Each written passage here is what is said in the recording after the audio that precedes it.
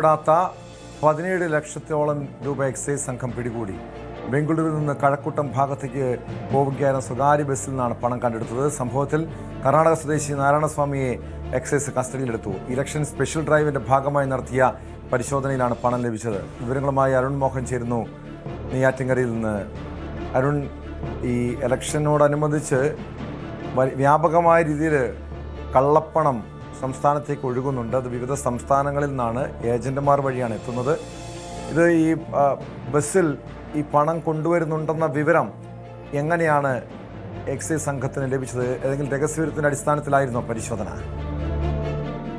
തീർച്ചയായും ടോം, രഹസ്യവിവരത്തിന്റെ അടിസ്ഥാനത്തിൽ നടത്തിയ പരിശോധന എന്നാണ് നമുക്ക് പ്രാഥമികമായി അറിയാൻ കഴിയുന്നത്. എന്തായാലും ഇന്ന് രാവിലെ ആയിരുന്നു ഈ സംഭവം. ഈ പറയുന്ന കഴക്കൂട്ടം ഭാഗത്തേക്ക് വരികയായിരുന്ന ഒരു യാത്രികരായിരുന്നു ഈ പറയുന്ന ബാംഗ്ലൂരിൽ നിന്ന് കഴക്കൂട്ടം ഭാഗത്തേക്ക് വരികയായിരുന്ന ബസ്സിൽ നിന്നാണ് പിടികൂടിയത്. കർണാടക സ്വദേശി നാരായണസ്വാമിയുടെ കൈവശമുണ്ടായിരുന്ന 17 ലക്ഷം രൂപയാണ് എക്സൈസ് സംഘം പിടികൂടിയത്. ഇദ്ദേഹം എക്സൈസിനെ കണ്ടപ്പോൾ ഇദ്ദേഹത്തിന്റെ സീറ്റിൽ അടിയിൽ ഉറപ്പിച്ചതിന് ശേഷം കടന്നുകളയാൻ ശ്രമിച്ചു.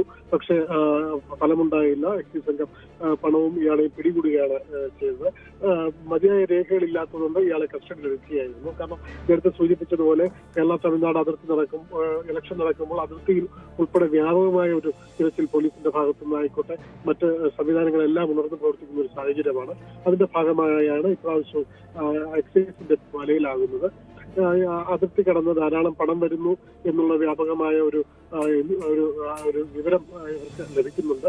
അതിന്റെ അടിസ്ഥാനത്തിലാണ് രാത്രി ഒന്ന് പകലില്ലാതെ നടക്കുന്ന പരിശോധന. ഇത് നമുക്ക് മനസ്സിലാക്കാൻ കഴിയുന്നത് പുലർച്ചയോടുകൂടിയാണ് ഈ ഒരു ഇവരെ പിടികൂടിയതെന്നാണ് മനസ്സിലാക്കാൻ കഴിയുന്നത്. നാരായണസ്വാമിക്ക് 29 വയസ്സാണ്. ഇപ്പോൾ അമരവിള ചെക്ക് പോസ്റ്റിലാണ് ഇദ്ദേഹം ഉള്ളത്. ഇദ്ദേഹത്തെ ഇനി മറ്റ് അധികൃതർക്ക് വേണ്ടി കൈമാറും എന്നാണ് എക്സൈസ് സംഘം പറയുന്നത്.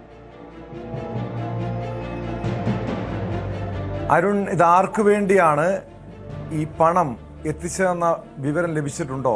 ഇയാൾ അതുമായി ബന്ധപ്പെട്ട വിവരങ്ങൾ പങ്കുവച്ചിട്ടുണ്ടോ? സ്വാഭാവികമായും തെരഞ്ഞെടുപ്പ് സമയമായതുകൊണ്ട് ഏതെങ്കിലും രാഷ്ട്രീയ പാർട്ടിക്ക് വേണ്ടിയാകാനുള്ള സാധ്യതയില്ലേ?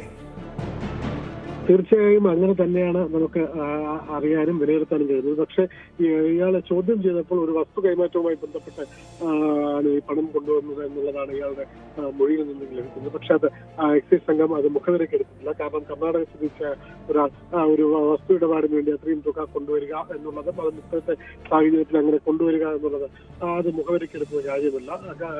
മതിയായ രേഖകളും അദ്ദേഹത്തിന് കാണിക്കാൻ കഴിഞ്ഞില്ല. നാരായണസ്വാമിക്ക് അതുമായി ബന്ധപ്പെട്ടുള്ള രേഖകളും കാണിക്കാൻ കഴിഞ്ഞില്ല. അപ്പോൾ അങ്ങനെയാണെങ്കിൽ തീർച്ചയായും നേരത്തെ സൂചിപ്പിച്ചതുപോലെ ഏതോ ഒരു രാഷ്ട്രീയ പാർട്ടിക്ക് വേണ്ടി തന്നെ പണമൊഴുക്കിയത് എന്നുള്ളത് വ്യക്തമാണ് എന്ന് തന്നെയാണ് എക്സൈസ് സംഘവും പറയുന്നത്. അത് എന്തായാലും കൂടുതൽ ചോദ്യം ചെയ്താൽ മാത്രമേ മറ്റു വിവരങ്ങൾ ലഭിക്കൂ. എന്തിനാണ്, എവിടെ നിന്നാണ്, എങ്ങനെയാണ് പണം കൊണ്ടുവന്നത്, മറ്റാരെങ്കിലും ഇതിനൊക്കെ പങ്കുണ്ടോ, എവിടെയാണ് എത്തിക്കാനുള്ളത് തുടങ്ങിയ ധാരാളം വിവരങ്ങൾ ചോദ്യം ചെയ്യാറുണ്ട്. അതും വരും മണിക്കൂറുകളിൽ ചോദിച്ച് മനസ്സിലാക്കാൻ കഴിയുമെന്ന വിശ്വാസം തന്നെയാണ് എക്സൈസ് സംഘത്തിന് ഇപ്പോൾ ഉള്ളത്. യെസ്, വ്യക്തമാണ്. അരുൺ മോഹനാണ് തിരുവനന്തപുരം നെയ്യാറ്റിൻകരയിൽ നിന്നും വിവരങ്ങൾ നൽകിയത്.